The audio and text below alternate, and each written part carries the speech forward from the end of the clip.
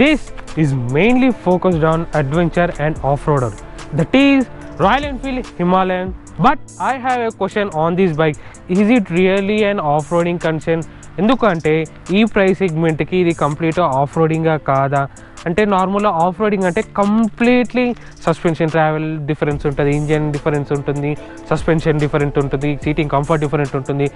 But నా question ఏంటిదంటే ఇది నిజంగా సిటీకి వర్క్ అవుతుందా, హైవేకి వర్క్ అవుతుందా, యాజ్ ఏ ఆఫ్ రోడింగ్గా యూజ్ చేయొచ్చా, అడ్వెంచర్లా యూజ్ చేయొచ్చా, శాడ్లింగ్ కండిషన్స్ ఎలా ఉంటాయి ఈ వెహికల్లో, అది నా క్వశ్చన్ ఉంది.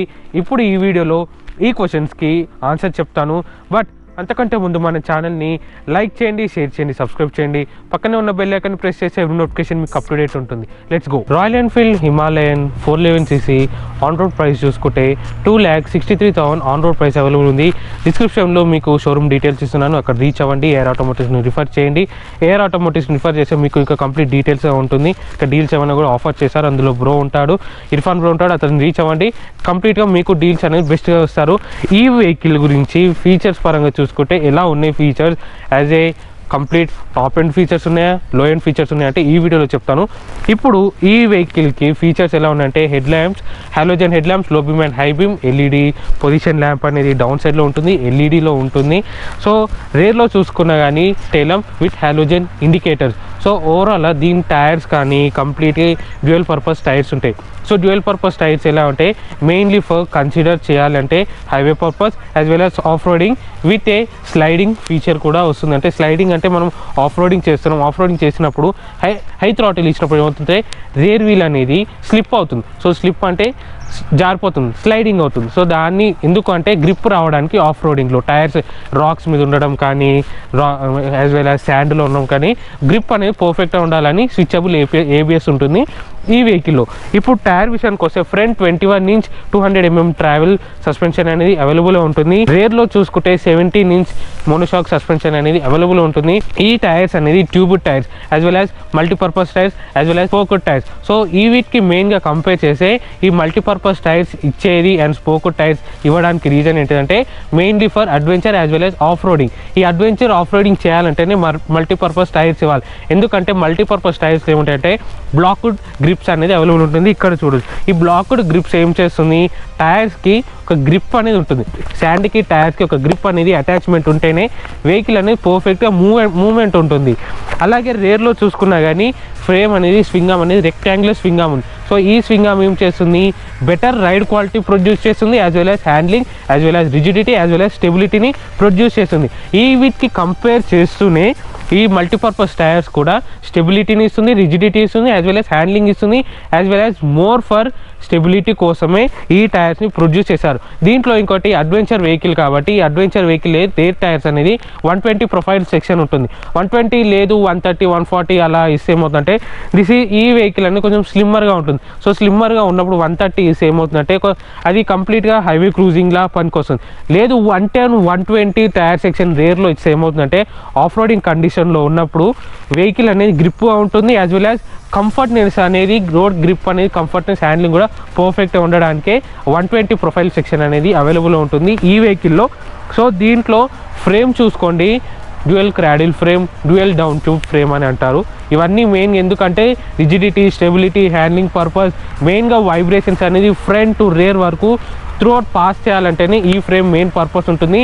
As well as highway performance కూడా ఉండాలి కాబట్టి ఈ వెహికల్ ఫ్రేమ్ అనేది పర్ఫెక్ట్గా ఉండాలంటేనే dual cradle frame is the best for highway as well as off roading. Instrumentation cluster చూసుకుంటే సెమీ డిజిటల్ ఇన్స్ట్రుమెంటేషన్ క్లస్టర్ ఉంటుంది with dual channel ABS, switchable ABS mode button ఉంటుంది, trip A and trip B డిజిటల్లో ఉంటుంది, odometer digital, ఎనలాగ్లో speedometer ఉంటుంది, navigation system, Bluetooth connectivity ఉంది. BS6 versions నుంచే Bluetooth connectivity అనేది అవైలబుల్ ఉంటుంది. రైట్ సైడ్లో ట్రిప్పర్ నావిగేషన్ ఉంటుంది. దీంట్లో కంపాస్ కూడా అవైలబుల్ ఉంటుంది. అంటే నార్త్ ఈస్ట్ వెళ్తున్నామా, south, north east west south ఆ మ్యాప్స్ కూడా చూపిస్తుంది. ఈ వెహికల్లో RPM ఎనలాగ్లో ఉంటుంది, engine trouble warning, ABS, switchable ABS mode, rounded side rear mirror and visor కూడా చూడొచ్చు. ఈ వైజర్ లో నేను డ్రైవింగ్ చేస్తూ దీని గురించి వైజర్ గురించి కూడా మాట్లాడాలి, as well as rear view mirrors గురించి కూడా మాట్లాడాలి. ఈ ఎక్స్ట్రా అడిషనల్ ఫిట్టింగ్స్ ఇవి ఎక్స్ట్రా కాస్ట్ పడుతుంది. మెయిన్గా మీకు అది ఆప్షనల్గా తీసుకోవచ్చు, కావాలంటే కావాలి లేదంటే లేదు, అది మన ఇష్టం. Overall fuel tank capacity 15 litres of fuel tank capacity available ఉంది ఈ వెహికల్లో. బట్ మీరేం చేశారంటే ఎప్పుడన్నా ఫ్యూయల్ స్టేషన్ వెళ్ళినప్పుడు స్పీడప్గా ఫ్యూయల్ అనేది ఫిల్ చేయించకండి. ఎందుకు అంటే దీంట్లో డ్యూయల్ క్రాడిల్ ఫ్రేమ్ అంటే ఈ ఫ్రంట్ నుంచి వచ్చే ఫ్రేమ్ అనేది ట్యాంక్ నుంచి డివైడ్ చేసేస్తుంది. సో డివైడ్ చేసినప్పుడు ఏమవుతుంది, ఫ్యూయల్ ఫిల్ చేసినప్పుడు ఫ్యూయల్ అనేది స్పీడప్గా వస్తుంది ఫ్యూయల్ ట్యాంక్ నుంచి, అంటే ఏదైతే ఫ్యూయల్ స్టేషన్లో ట్యాంక్ ఉంటుందో ఆ ట్యాంక్ నుంచి పైప్ నుంచి. సో ఇది ఏం చేశారంటే స్లోగా ఫిల్ చేయండి, లేదు అంటే లెఫ్ట్ ఆర్ రైట్కి ఫిట్ చేసి అప్పుడు ఫిల్ చేయండి. అప్పుడైతేనే దీంట్లో స్లోగా ఫిల్ చేయండి, అప్పుడే బెటర్గా ఉంటుంది. దీంట్లో 15 litres of fuel tank capacity. Seating గురించి మాట్లాడుకున్నా కానీ సీటింగ్లో మరీ సాఫ్ట్గా లేదు, మరీ స్టిఫ్గా లేదు. ఎందుకంటే ఇక్కడ చూడొచ్చు మీరు, ఇట్లాంటి సీటింగ్ అనేది మీరు ప్రెస్ చేసే సాఫ్ట్గా ఉన్నట్టు అనిపిస్తుంది, బట్ రైడింగ్ చేసేటప్పుడు ఫార్మర్గా ఉంటుంది, అంటే యాజ్ స్టిఫ్గా ఉండదు, సాఫ్ట్గా ఉండదు. ఇలాంటివి ఎందుకు ప్రొవైడ్ చేశారంటే ఆఫ్ రోడింగ్ చేసినప్పుడు ఈ శాడ్లింగ్ ఉంది కదా, నారోవర్ సీట్స్ మన లెగ్స్కి శాడ్లింగ్ అనేది గ్రిప్ ఉండాలి. సో ఈ గ్రిప్ ఉంటేనే ఆఫ్ రోడింగ్ చేయొచ్చు, యాజ్ లైక్ ఏ డర్ట్ బైక్స్ లాగా యూజ్ చేయొచ్చు ఈ వెహికల్ని.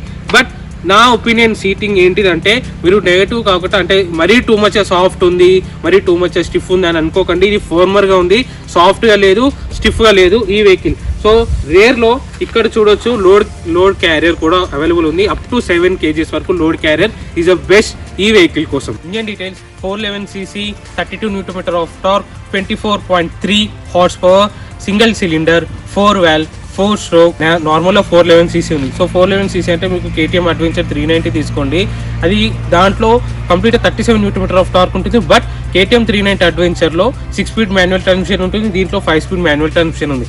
అది ఎందుకు ఈ వెహికల్లో 5 స్పీడ్ మాన్యువల్ ట్రాన్స్మిషన్ ఎందుకు అంటే దీంట్లో స్ట్రోక్ అనేది కంప్లీట్గా 86 mm ఆఫ్ స్ట్రోక్ ఉంది. సో స్ట్రోక్ ఇంక్రీజ్ అవుతే టార్క్ అనేది మినిమం వస్తుంది, లో అండ్ మిడ్ అండ్ RPM అనేది పర్ఫెక్ట్ ఉంటుంది. బట్ దీంట్లో లిక్విడ్ కూలింగ్ సిస్టమ్ కాదు, ఆయిల్ కూల్ సిస్టమ్. సో దీనికి KTM 390 అడ్వెంచర్ కంపేర్ చేస్తే అసలు ఈ వెహికల్కి KTM 390 అడ్వెంచర్కి నెవర్ ఎవర్ కంపేర్. ఎందుకంటే ఇది oil cooling system, single over head cam shaft, కంప్లీట్గా మీకు స్ట్రోక్ అనేది హయ్యర్గా ఉంటుంది as completely for off roading vehicle. KTM 390 adventure అటు 50% ఉంటుంది, ఇది కంప్లీట్గా 80% ఆఫ్ రోడ్ చేయొచ్చు, as well as highway touring కూడా యూజ్ చేయొచ్చు ఈ వెహికల్ని. బట్ నా ఒపీనియన్ ఏంటంటే దానికి కంపేర్ చేయకండి. ఇది 5 స్పీడ్ మాన్యువల్ ట్రాన్స్మిషన్.